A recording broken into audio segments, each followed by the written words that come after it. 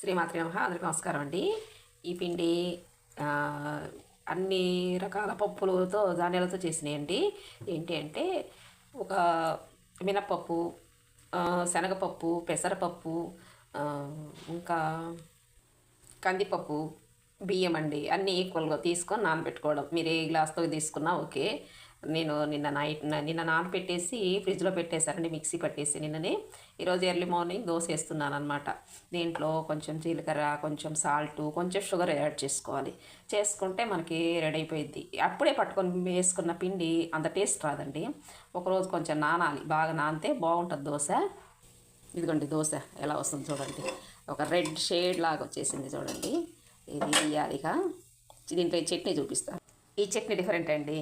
మన క్యాలీఫ్లవరు పూత వస్తుంది. మనం అందరం ఏం చేస్తామంటే సైడ్లో ఇది తీసేసి పడేస్తుంటాం.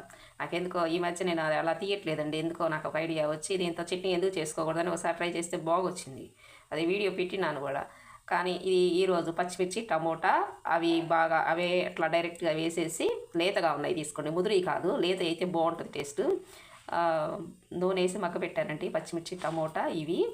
దాంట్లో కొంచెం వేరుశెనగపప్పు, కొంచెం చింతపండు, పచ్చి ఉల్లిపాయ, వెల్లుల్లిపాయ 3 చిన్న వేసి తీసుకొని అంత కలిపి మిక్సీ పట్టేసానండి.